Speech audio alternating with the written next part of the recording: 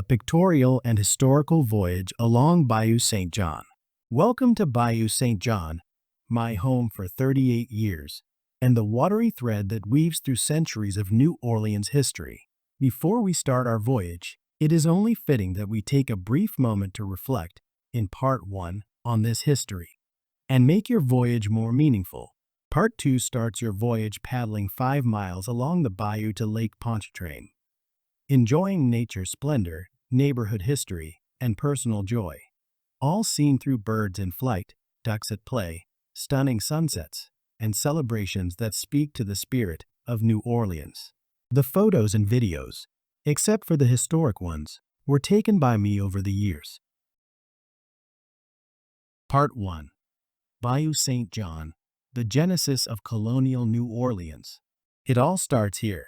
The discovery and exploration of the bayou was the historic event that defined where the French would locate their colonial outpost, right where the Mississippi River forms a crescent. That crescent became what we now call the French Quarter.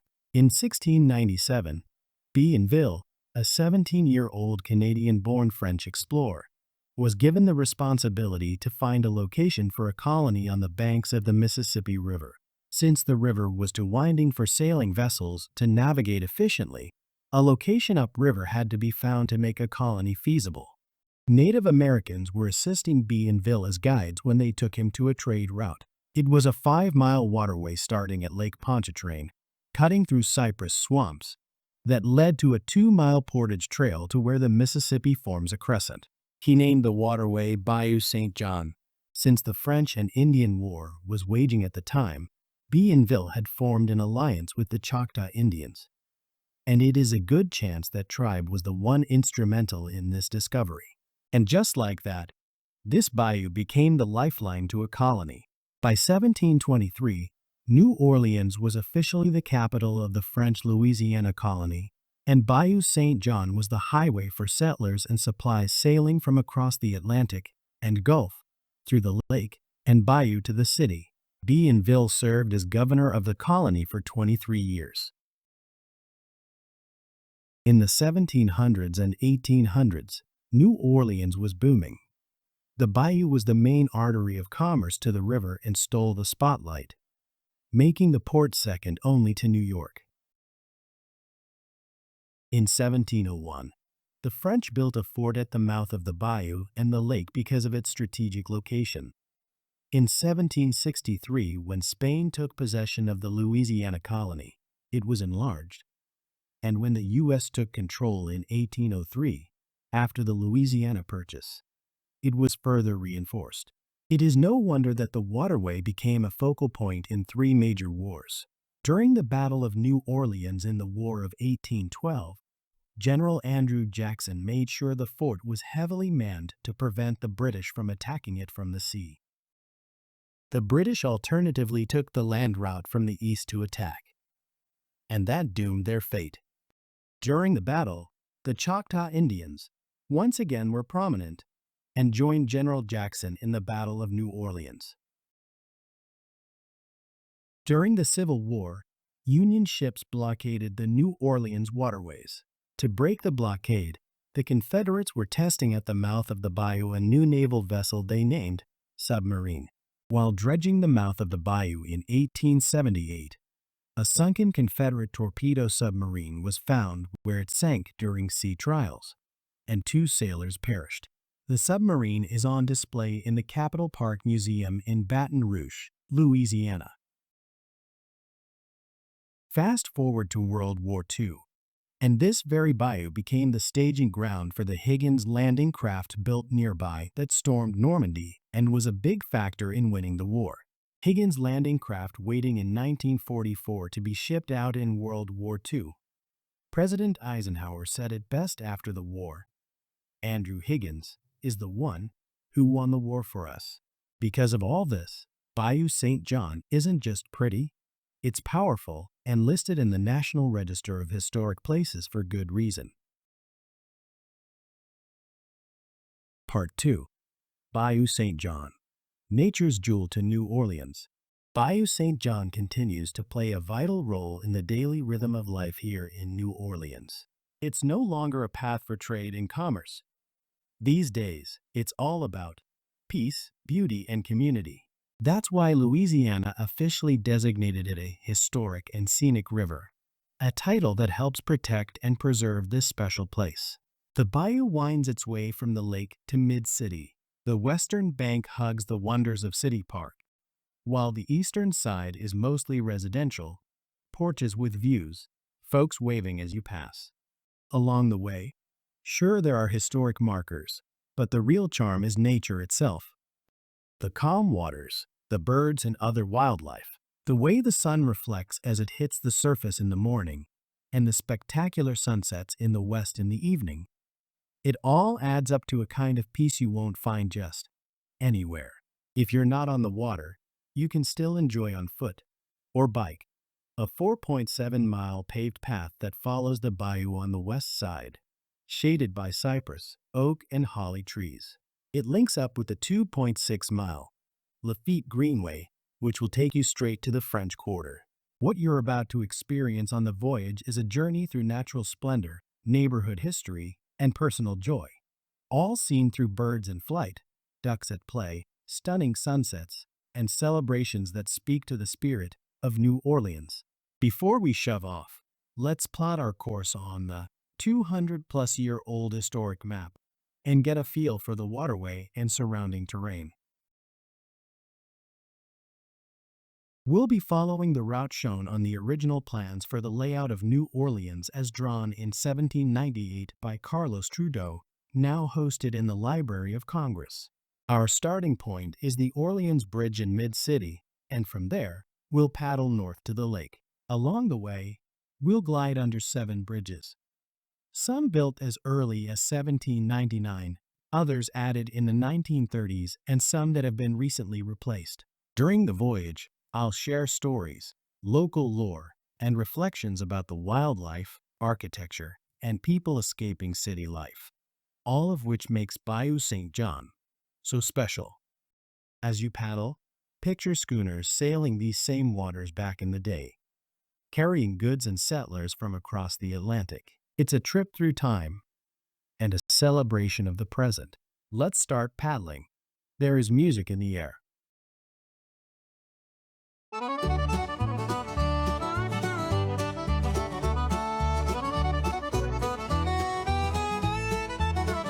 It's only fitting that the sounds of a party immediately starts filling the air with a splash of celebration and music at the Orleans Bridge.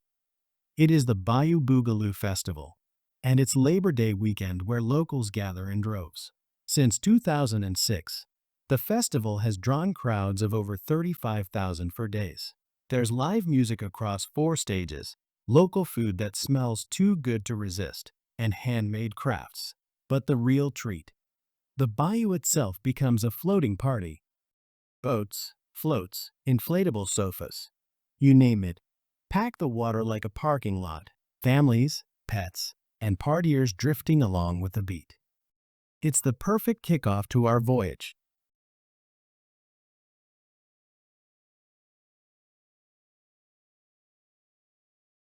As we leave the festival, Louisiana's state bird, the brown pelican, is spotted floating effortlessly toward us.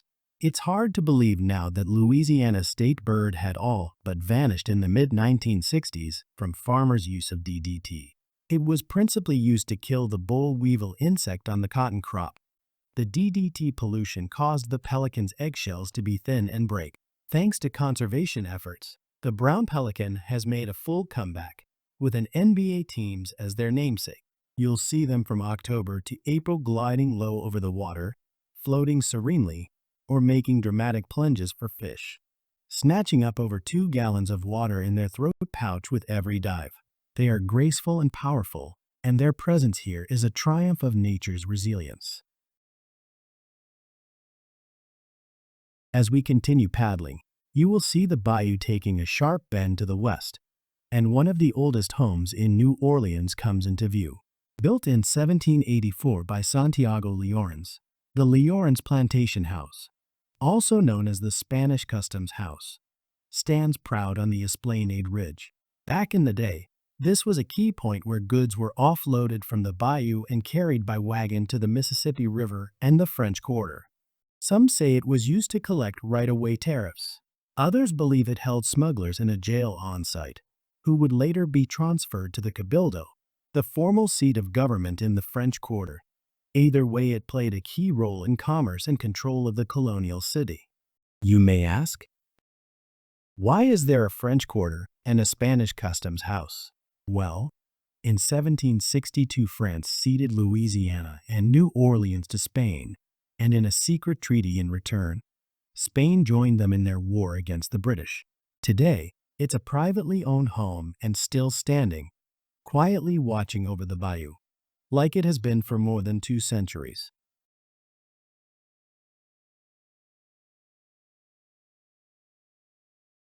As we start to steer westward in the bayou at the bend, an interesting-looking bridge comes into view. The iconic Magnolia Bridge, built in 1886 as a swing bridge with streetcar tracks. It was an engineering transportation marvel for its time. It allowed boats to pass on their way to the Portage Wharf, and at the same time, be used by pedestrians and streetcars crossing the bayou. It's one of the oldest surviving bridges of its kind in the country. Originally located downstream, it was moved to its current spot in 1909. Today, it's a pedestrian bridge, a gathering place for walkers, weddings, and even rituals. Yes, rituals. Legend says Marie Laveau, the voodoo queen of New Orleans, and later her daughter, held ceremonies here after being banned from Congo Square. That tradition continues today, with a feast of St. John the Baptist Eve head washing ceremony held every June. Those who attend say it leaves your soul feeling renewed. Marie Laveau and her daughter are buried in a tomb at St. Louis Cemetery No. 1, not far from here. As we start paddling in a more northerly direction, there is a beautiful bird gliding next to the shore. Let's quietly paddle closer. It's the great blue heron, the bird immortalized in the Birds of America series by John Audubon, who spent time in Louisiana painting. It is one of the most elegant birds to call this bayou home. Audubon painted them, and locals admire their slow-motion grace. They move with purpose along the shoreline, one step at a time, and strike their prey with lightning precision when the moment's right. Their eyesight rivals a hawk's, and their patience hunting for fish is a lesson to any angler. As we paddle by the great blue heron, don't be surprised if we see others lifting off silently from the reeds or gliding across your path like a shadow. As we continue our westerly course, the Pitot House comes in view, a gem of Creole colonial architecture. Built in 1799 as a summer retreat for Bartholomew Bosque, a wealthy Spanish merchant. He picked this location because of its strategic value near the bayou's Portage Road. From 1810 to 1819, it became the home of James Pitot, who later became New Orleans' first mayor under American rule. The home sits close to the old Portage route, making it a smart spot for a shipping magnate. Restored in 1964, it became the home of the Louisiana Landmark Society. It is now a museum and one of the few West Indies-style houses left in Louisiana, and the only one of its kind in New Orleans open to the public. It's listed on the National Register of Historic Places, and if you've never visited, it's worth a stop, whether by land or water. It is evening now as we pass the Pitot House. And wow! Look towards the western sky at that sunset. The bayou has magnificent sunsets because they add the dimension of nature's interpretation in the water's reflections. There will be more sunsets during our voyage. Another stunning bird on the other side of the bayou is coming into view. Let's check it out. It's the cousin of the heron, the great white egret that is also featured in Birds of America and is equally majestic as the heron. Tall, white, and slender, with black legs that help tell it apart from the heron. The egret mirrors perfectly in the still bayou water, a photographer's dream, and a familiar friend to anyone who spends time along these shores. They hunt, they watch, and they move like royalty on water.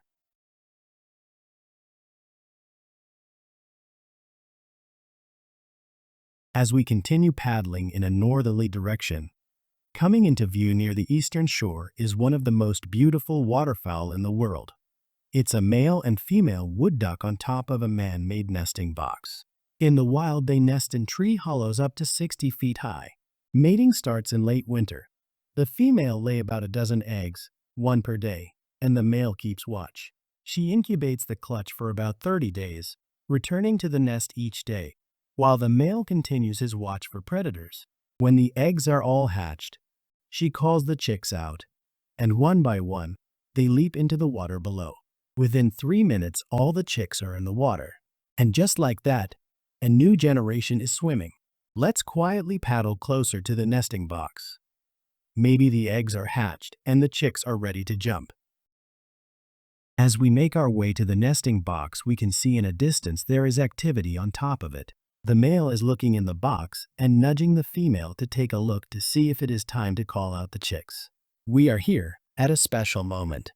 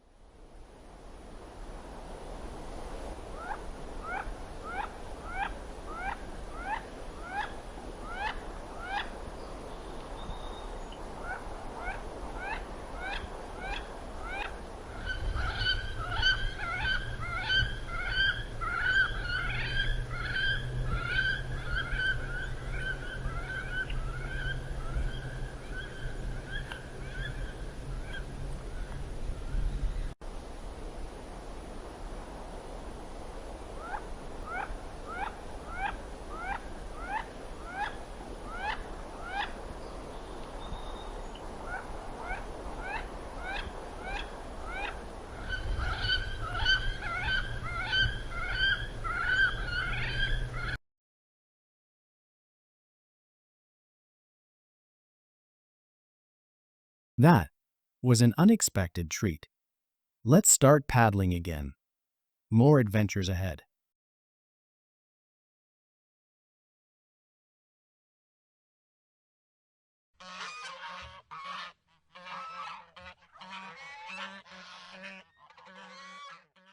What's that honking in the sky above us? It's one of nature's most recognizable sounds. It's the Canada goose, native to North America, and often found in these parts during migration. They mate for life, and you'll see them nesting along the bayou or flying in their signature V formation, alert, organized, and full of purpose. We are now traveling due north, and up ahead is the Esplanade Bridge, where past and present meet. This bridge sits on the original site of the old Magnolia Bridge we passed earlier. Its western end opens into City Park and leads to the New Orleans Museum of Art.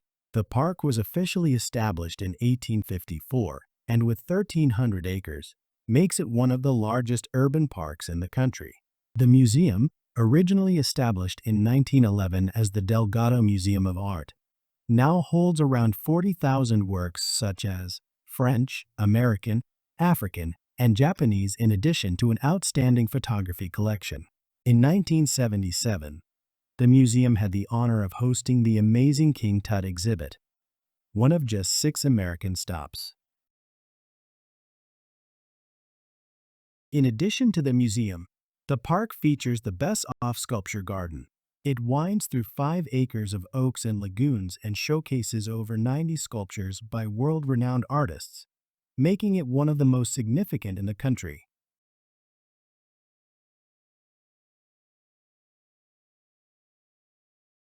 The bridge's eastern end connects with Esplanade Avenue, a grand boulevard from the 1850s.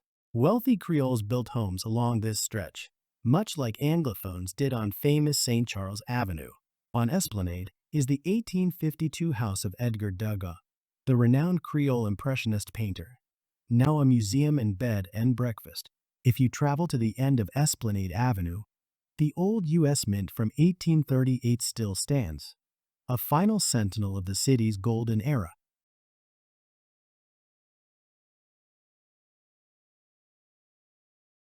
There is now an odd floating raft heading toward us. There are two guys standing on it, but I can't make out what they are doing. Let's get closer. It's one of the many creative types of watercrafts the locals designed to enjoy a day on the water. A new sport. Floating beer pong. I hope they brought a lot of ping pong balls. Let's pause for a celebration of another kind. The City Park Fishing Rodeo. It began in 1946 and is held in the spring and is the oldest freshwater rodeo in the country. Held each March in City Park's lagoons, it brings out families, fishermen, and fun seekers. In 2014, the Boats on the Bayou category was added, giving kayakers and paddlers a chance to compete. It's one of those New Orleans events that turns a regular Saturday into a lifelong memory for kids and their families.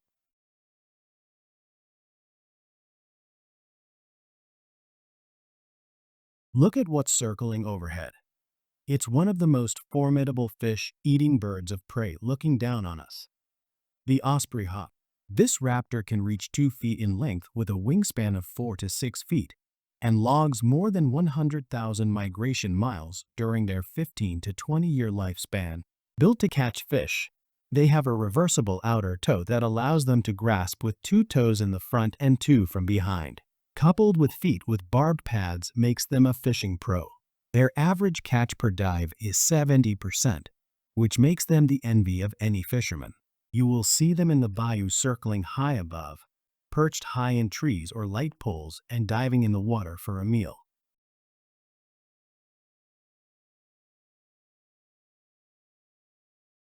What is that strange bird ahead that resembles a miniature Loch Ness monster? It's got a long neck and is slicing through the water like a serpent. We have found the anhinga, which comes from the Brazilian Tupi language known as the snake bird. Unlike most birds, their feathers aren't waterproof, which makes them expert underwater hunters. They swim low and dive deep, stealthily chasing their prey. After fishing, they perch with wings spread wide, drying off in the sun like royalty on a throne. When they fly, they look like a floating cross with their wingspan over 42 inches, one of the most striking silhouettes in the sky.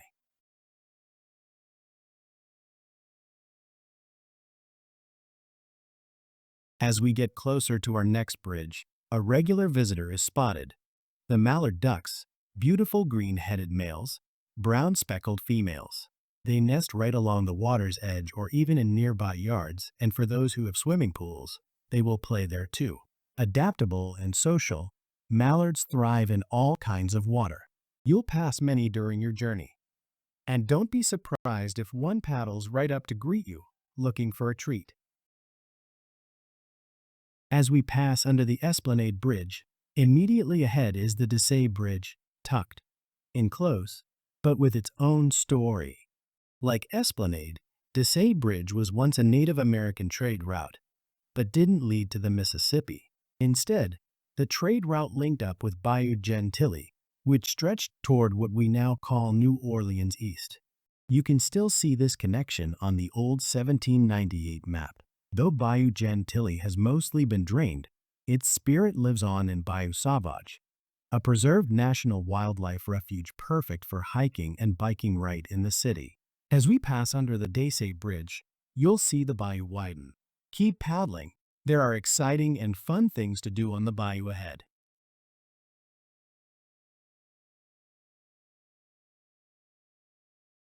Look over to the east bank on land.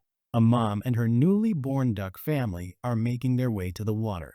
As we get closer, you can see the hen is rather large with a red-colored marking on her face. It's a new family of Muscovy ducks. Native to Central and South America, they've found a second home right here in the bayou. They're heavier than most ducks, up to 15 pounds, and wear a red, fleshy caruncle on the head or neck and around the beaks, like a badge of honor. They've also got that classic duck swagger, the one that gave rise to the saying, "waddles like a duck."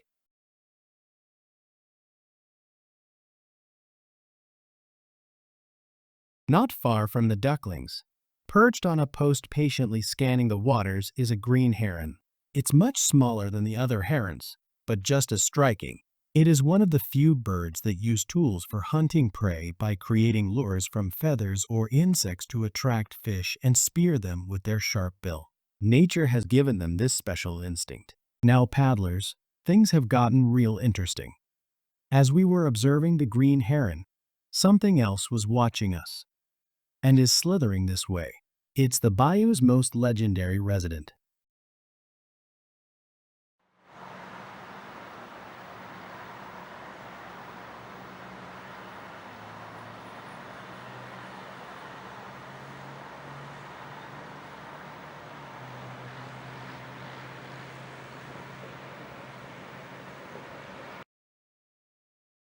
Alligators have lived in the bayou long before we arrived. In warmer months is when they get active.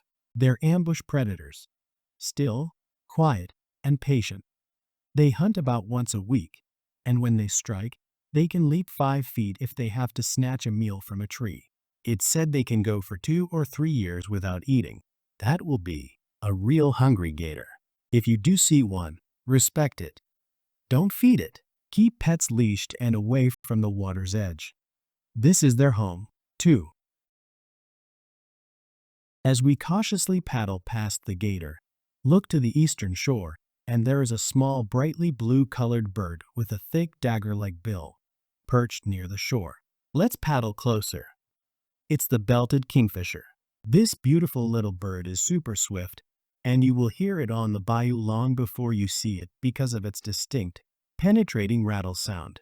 It perches on tree branches near the water's edge looking for small fish and glides over the water ready to dive for its next meal.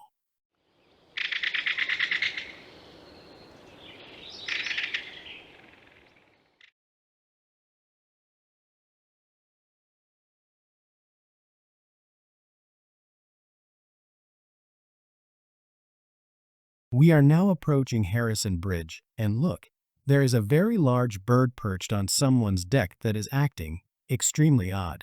Let's take a look and see. It's the double-crested cormorant displaying his vibrant mating dance, which produces an iridescent, bright red neck. The cormorant is prehistoric looking and is often referred to as a water turkey. You will see them feed gliding on the water's surface and diving to catch fish. After feeding, they perch on rocks and tree limbs with their wings spread, drying. They nest in treetops and often fly in a V-shaped formation as a group. Look at what's gliding over the water in front of us now. It's the happy couple. Looks like the mating dance of the cormorant was successful.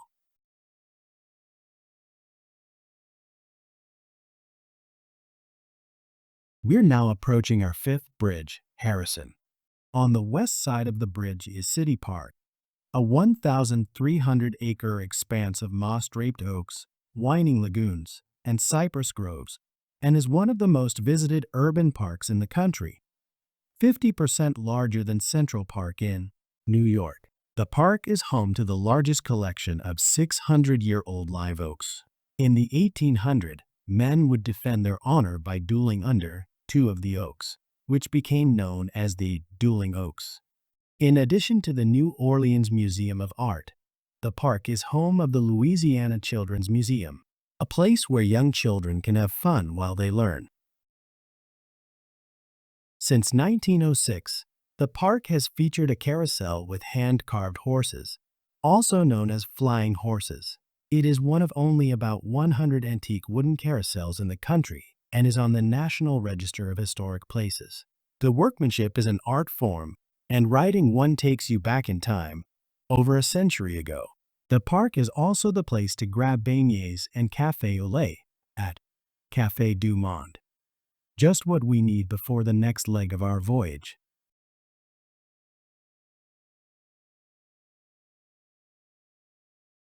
Keep an eye to the east as we pass under the Harrison Bridge. You'll spot Park Island, one of the bayou's hidden and intriguing treasures. As we veer toward it, notice the towering metallic trees capturing a beautiful landscape in the backyard of one home. Let's get a closer look. They are scaled replicas of Kent Bloomer's tree dome, a design originally created for the 1984 Louisiana World Exposition. They were 40 feet tall and spanned 63 feet wide and lined the exposition's half-mile, Wonder Wall promenade.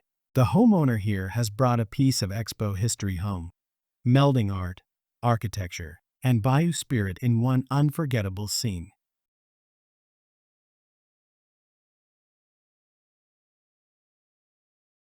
As we start to circumnavigate the island, the Park Island Bridge comes into view. You must think how wonderful nature is to create such a beautiful island feature in the middle of the bayou. Well, that did not happen. It was formed in the mid-1800s purely for economic reasons. The bayou was dredged to eliminate its bend, which significantly improved the commercial efficiency and cost of sailing time. The leftover earth is what created the island, and immediately the beautiful island was designated a city dump. It took a century for the city to realize the potential value of this property. When in 1953 investors acquired it, 28 residential lots were developed, most of them facing the water. Homes were built between 1957 and 1975 in the popular style of Frank Lloyd Wright. One of Wright's proteges, local architect Albert Ledner, built his home on the island, which became known as the Ashtray House. Yes, it's trimmed with actual ashtrays. An ironic fact about Park Island is that during Hurricane Katrina, it was one of the safest places to be. The island stayed dry while surrounding neighborhoods from miles around were flooded with up to 5 feet of water for weeks. The levee breaks caused the flooding, not the bayou or the lake.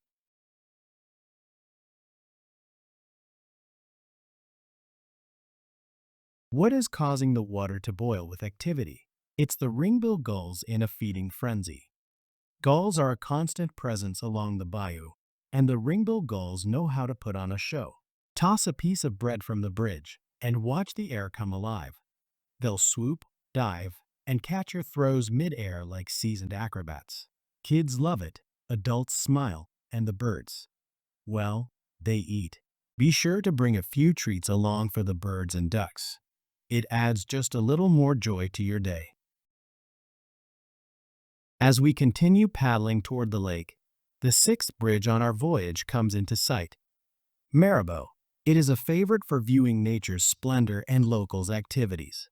The fall foliage from cypress trees and plant life along the shore creates a striking, natural canvas around the bridge. Anglers drop lines year-round, and crabbing in the summer provide leisure time.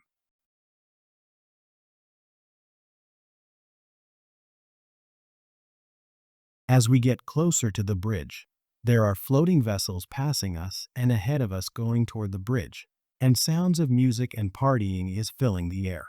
Speed up your paddling. Let's join the party. It's Lundi Gras, the Monday before Mardi Gras, and the mystic crew of Loup Garou is putting on a show and bringing magic to the bayou. The parade launches from Mirabeau Bridge and floats its way through cheers, music, and laughter. Named for the legendary French Cajun werewolf, this floating parade features costumed paddlers, decorated boats, and even a floating bandstand. It's playful, strange, and totally New Orleans. Maybe we can catch some Mardi Gras beads and doubloons. Throw me something, mister.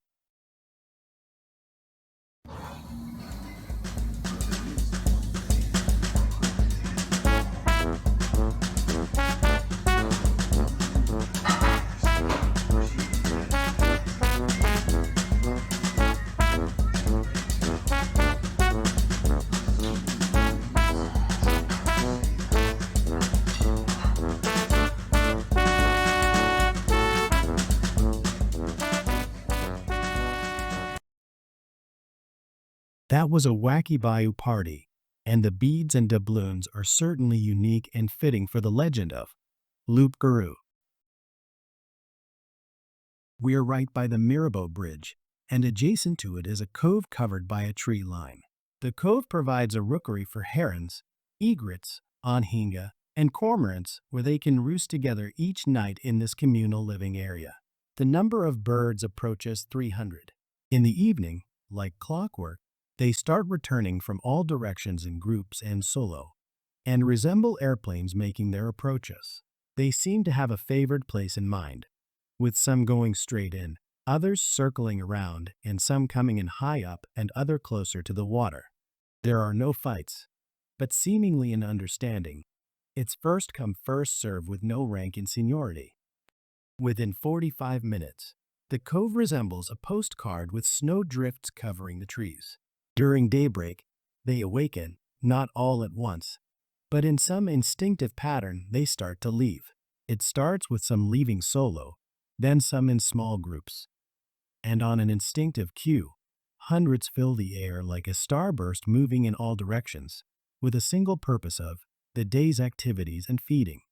You can watch nature's live show each day from a boat or the bridge, but remember stay within a distance not to alarm them, because if you get too close, they get threatened and start flying away.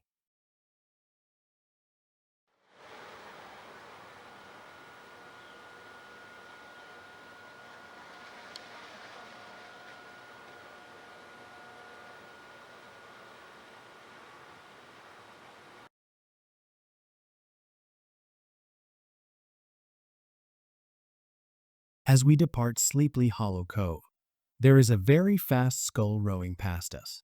Rowing has been a recreation on the bayou since 1837, when the first rowing club was formed. The current club has been operating since 1987 and offers sweep rowing and sculling classes for all levels. The rowing crew that passed were certainly decked out in their seasonal wares while enjoying their holiday workout. The fall foliage along the west bank creates a beautiful seasonal backdrop.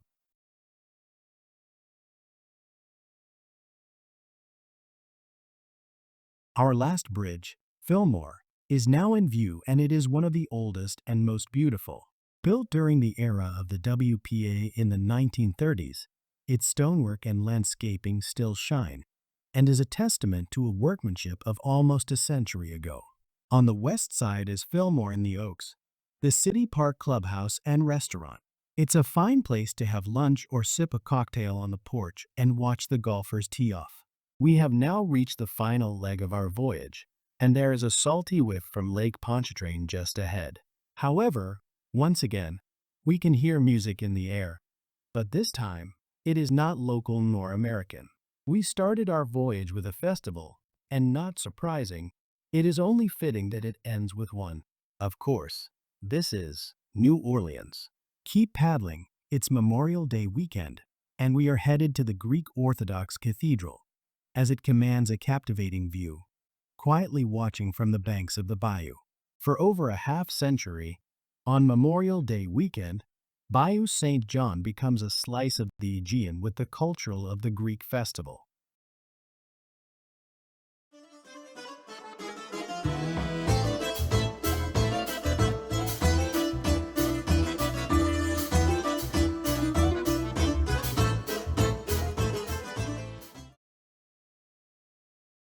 It is kicked off each year by a 5K and 1 mile for kids, run and walk.